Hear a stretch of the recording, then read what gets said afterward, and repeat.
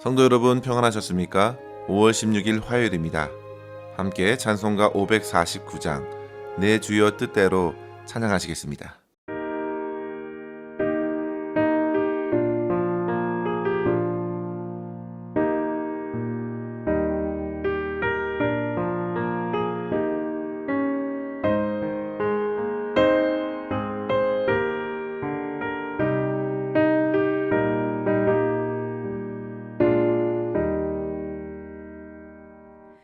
내 주여 뜻대로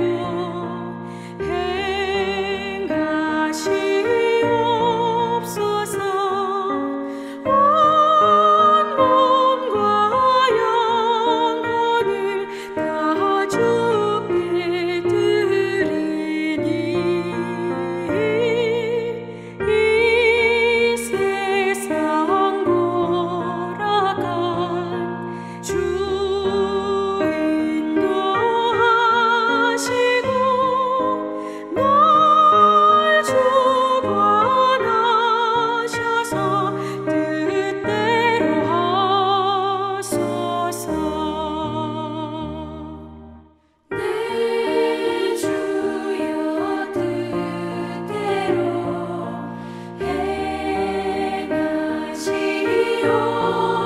행하시옵소서. 큰 근심 중에도 낙심케 마소서. 주님도 때로는 울기도 하셨네. 널 주관하셔서 뜻대로 하소서.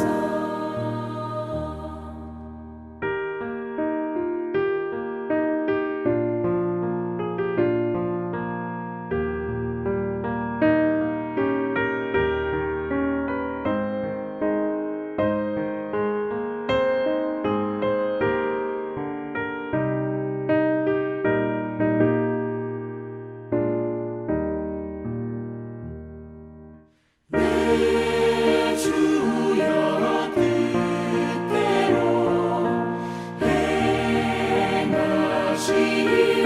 행하시옵소서. 내 모든 일들을 다 주께 맡기고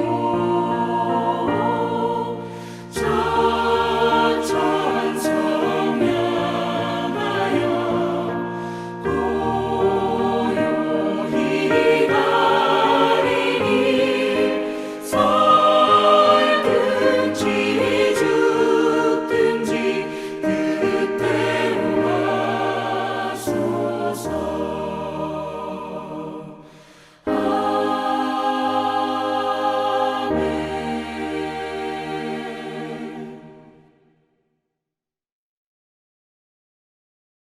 아멘. 이 시간 함께 나눌 말씀은 사무엘하 18장 24절에서 33절입니다. 때에 다윗이 두 문 사이에 앉아 있더라. 파수꾼이 성문 위층에 올라가서 눈을 들어보니 어떤 사람이 홀로 달려오는지라.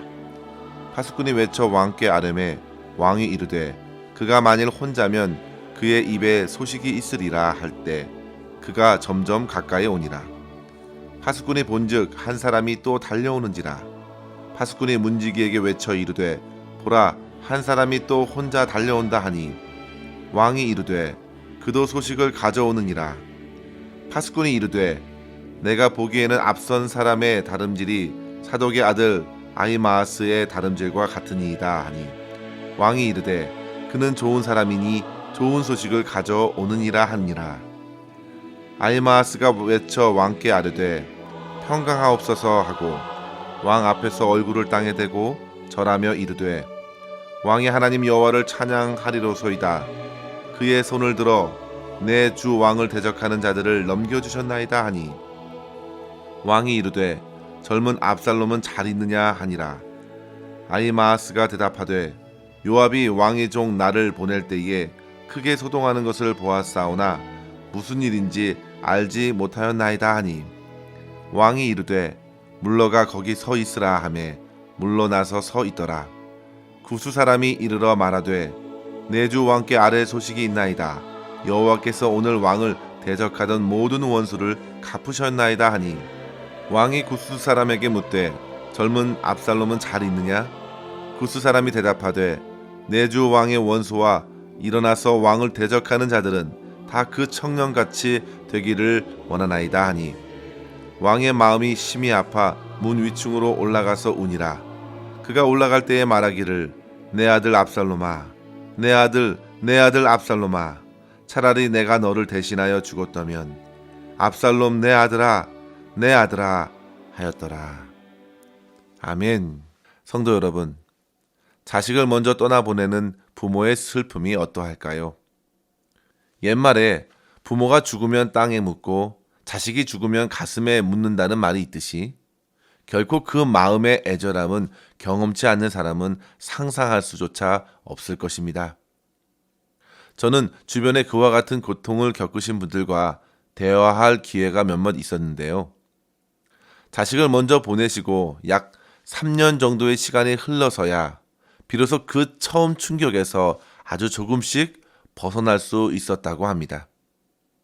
그러나 성도 여러분, 저는 처음 그분께서 겪으신 그 심적인 고통과 충격을 가늠할 수 없기 때문에 시간이 지난다고 해서 고통과 슬픔이 얼마나 잊혀지는지도 알 수가 없습니다.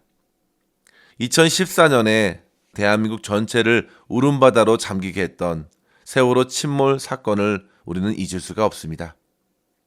얼마나 많은 부모님들과 가족들이, 친구들이, 이웃들이 사랑하는 학생들과 희생자들을 떠나보내면서 고통의 시간을 가져야 했는지 생각해 보십시오. 특별히 당시 사랑하는 자녀를 떠나보낸 부모들은 아이를 죽게 했다는 죄책감과 아이가 죽어갈 때에 그 순간 부모로서 아무것도 하지 못했다는 무력감에 짓눌리게 되었고, 왜 하필 내 아이가 이런 끔찍한 죽음을 맞아야 했는가? 그와 관련된 국가기관과 책임자들에 대한 분노와 원망으로 큰 충격에서 좀처럼 헤어나올 수 없었습니다. 그런데 오늘 본문에서 다윗의 처지가 그러했습니다. 그가 아들의 소식을 들었을 때에 33절에 보시면요, 마음이 심히 아파 문 위층으로 올라가서 울었다 했습니다. 그가 올라가면서 참을 수 없이 터져 나오는 외침이 바로 내 아들 압살롬아, 내 아들 압살롬아, 차라리 내가 너를 대신하여 죽었다면 압살롬 내 아들아. 반복적으로 그를 부르고 슬퍼하였습니다. 이제 더 이상 돌이킬 수 없는 아들의 죽음 앞에서 다윗은 또다시 절규하고 있는 것입니다. 그는 앞서 밧세바가 낳은 아들을 잃었을 때에도 슬퍼했습니다. 그리고 장자 암논을 잃었고 둘째 아들 길르앗도 있었지만 학자들에 의하면 그 또한 성경에서 등장하지 않는 것으로 보아 일찍 죽었다고 여겨집니다. 그리고 본문의 셋째 아들 압살롬마저 잃었습니다. 그는 참 매력이 많은 아들인데 형 암논을 죽이고 도망자의 삶을 살았고요. 궁으로 다시금 돌아왔지만 다윗의 무시를 받으면서 때를 지켜보다가 압이 다윗에게 반역의 칼을 겨누었기 때문에 반역의 죄로 다스린다면 그의 죽음을 가지고 이렇게 슬퍼할 이유가 없어 보입니다. 그러나 다윗은 그를 향한 마음 때문에 상당한 고통을 표하고 있는 것입니다. 저는 이러한 다윗의 고통과 슬픔을 보면서 그만큼 다윗이 압살롬을 아끼고 사랑했었다고 생각이 듭니다. 다윗은 당시 아들에게 배반을 당하고 광야에서 얼마간 있으면서 하나님을 향한 간절한 마음이 회복되었습니다. 그리고 그의 기도가 하나님께 들어진 바 되었고 이제 압살롬을 향한 마음도 부드러워진 것입니다. 압살롬의 모습에서 다윗은 자기가 예전에 지었던 그 죄악의 부끄러운 모습을 보게 되면서 오히려 그를 미워하기보다 측은히 여기게 되었고 압살롬과의 관계가 잘 회복되길 바랬음이 분명합니다. 다윗은 보다 성숙한 마음으로 아들을 사랑했고 그와의 화해를 기대했을 것입니다. 그래서 오늘 본문에서 다윗은 군사들이 전쟁에서 승리했던 그 소식보다 압살롬이 안전한가에 대한 소식을 더욱 듣고 싶었던 것입니다. 그런데 성도 여러분, 그의 바람은 철저히 무너졌습니다. 기다리던 사랑하는 그 아들이 생을 다했습니다. 그렇게 해서 다윗은 온전히 아들을 용서하고 사랑하지 못했던 씻을 수 없는 후회를 떠안게 되었습니다. 성도 여러분, 이러한 본문의 말씀을 통하여 우리는 이 아침에 두 가지의 교훈을 함께 생각했으면 합니다. 첫째로 성도 여러분, 우리의 삶에서 좋은 소식만이 아니라 슬픔의 소식도 만날 수 있다는 사실을 알고 하나님을 경외해야겠습니다. 두 문 사이에 앉아 있는 다윗은 지금 소식을 기다리고 있는 중입니다. 파수꾼을 통해서 보고를 받았습니다. 힘차게 다름질하는 아히마아스가 보였습니다. 다윗은 곧 그가 좋은 사람이라고, 좋은 소식을 가져올 거라고 확신하였습니다. 여기서 좋은 사람이란 충성된 사람을 말합니다. 아히마아스는 그동안 사독의 아들로서 압살롬이 궁에 있었을 때에도 그의 소식을 전달해주는 역할까지 했죠. 그는 다윗의 생각대로 평강을 전했고 승리의 소식을 전했습니다. 그런데 다윗은 곧장 압살롬의 안부를 묻습니다. 그가 바라고 궁금한 것은 아들 압살롬의 건강한 생환이었습니다. 그러나 성도 여러분, 아히마아스는 다윗의 그 질문에 소동하는 것을 보았지 분명히 어떤 일이 일어났는지 모르겠다고 얼버무리며 말했습니다. 그만큼 그는 다윗에게 아들의 죽음을 전하기가 어려웠을 것입니다. 어떤 이는 아히마아스가 인정을 받기 위해서 좋은 소식만 전했고 슬픈 소식은 피했다고 말하기도 하지만 상대방의 마음을 긍휼히 여기는 마음을 갖고서 쉽게 죽음의 소식을 전하기가 어려운 것입니다. 그렇게 전쟁의 승리만을 알렸습니다. 그런데 곧이어 도착한 구스인 전령에게도 다윗은 동일하게 묻습니다. 그러나 다윗은 바라고 소원했던 대답을 들을 수가 없었습니다. 압살롬은 왕을 대적한 자로서 죽임을 당한 것입니다. 성도 여러분, 세상의 모든 일들은 하나님의 허락 없이는 결코 일어날 수가 없습니다. 하나님께서는 결국 압살롬을 취하셨습니다. 그렇게 해서 더욱 다윗의 마음이 괴로워하는 과정을 허락하신 것입니다. 성도 여러분, 우리는 마냥 좋은 소식만 기대할 수 있겠습니다. 그러나 얼마든지 슬픔과 공고한 때는 찾아옵니다. 인생이 그러합니다.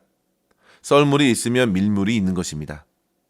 따라서 우리는 그런 때일수록 더욱 하나님의 선하신 다스림을 인정하고 끝까지 주님의 뜻에 내 삶을 맡길 수 있어야겠습니다. 우리에게 펼쳐진 형통과 곤고한 삶은 항시 시실과 날실이 되어서 우리의 인생을 엮어갑니다. 어느 날은 기뻐하기도 하면서 어느 날은 슬픔 가운데 푹 젖어들기도 합니다. 그러나 성도 여러분, 그 모든 날을 주님 앞에서 보내실 수 있기 바랍니다. 잠언 7장 14절에 보시면 형통한 날에는 기뻐하고 곤고한 날에는 생각하라 했습니다. 하나님 앞에서 이러한 마음을 갖는 것은 인생이 내 뜻이 아니라 하나님의 뜻대로 운행된다는 사실을 깨닫고 하나님을 경외하는 길이라고 소개하고 있습니다. 야고보서 5장 13절에도 비슷한 말씀 나오죠. 너희 중에 고난당하는 자가 있느냐? 그는 기도할 것이요. 즐거워하는 자가 있느냐? 그는 찬송할지니라. 사랑하는 성도 여러분, 인생에서 들려지는 모든 소식 앞에서 그것이 고난과 고통의 소식이라면 주님 앞으로 나아가 기도하며 우리의 영혼을 돌아보시고 그것이 승리와 형통의 기쁨의 소식이라면 하나님을 찬양하며 하나님께 영광 올려드릴 수 있기를 바랍니다. 이러한 삶으로서 어느 때나 더욱 주님께 가까이 서실 수 있는 저와 여러분 될 수 있기를 주의 이름으로 간절히 축원합니다. 둘째로 성도 여러분, 상실의 고통을 겪기 전에 우리는 힘써 서로 사랑하고 용서하며 화해해야겠습니다. 본문에 나오는 다윗의 통곡은 그의 후회를 보여줍니다. 첫 번째로 압살롬에게 더욱 하나님의 말씀으로 가르칠 수 있었는데 아비로서 더욱 사랑하며 용서함으로 그에게 다시금 기회를 줄 수 있었는데 그렇게 하지 못한 여러 가지 미성숙한 자기 모습을 생각하며 울고 후회했었을 것입니다. 그리고 중요한 두 번째는 압살롬의 범죄와 비참한 죽음으로 인해 다윗은 과거에 자기가 지었던 죄의 고통을 그대로 겪고 있다는 생각으로 아들의 이름을 외쳤습니다. 누군가의 죽음이 이와 같은 큰 고통을 가져다 주는데 다윗은 이전에 밧세바를 범하고 우리아를 너무도 은밀하게 전쟁에서 죽게 하면서도 그는 고통을 주는 자가 되었지 고통을 겪는 자가 되지 않았던 것이죠.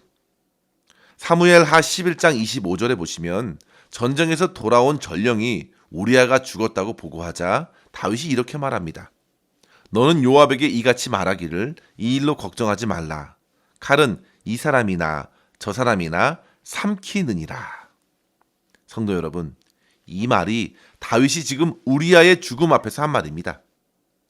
그러자 다음 절 사무엘하 11장 26절에서 우리아의 아내는 그 남편 우리아가 죽었음을 듣고 그의 남편을 위하여 소리내어 우니라 했습니다. 다윗의 범죄로 빚어진 죽음으로 우리아의 가족과 형제는 슬픔 가운데 부르짖었습니다. 그런데 지금 다윗도 그렇게 슬피 울부짖는 것입니다. 차라리 내가 대신 죽었더라면 바로 압살롬이 자기 자신을 대신해서 죽은 희생양이라는 생각을 다윗은 떨칠 수가 없었습니다. 성도 여러분, 그만큼 죄악의 결과는 잔인하고 참혹합니다. 죄의 삭은 사망이라 했습니다. 하나님께서 아담에게 정령 죽으리라고 경고하셨습니다. 따라서 성도 여러분, 우리는 죽음 앞에서 늘 겸손해야 합니다. 그리고 회개하여야 합니다. 죄악의 결과가 낳는 것은 고통과 슬픔입니다. 다윗은 그렇게 승리의 소식과 함께 죽음의 소식을 들으면서 기뻐할 수 없었습니다.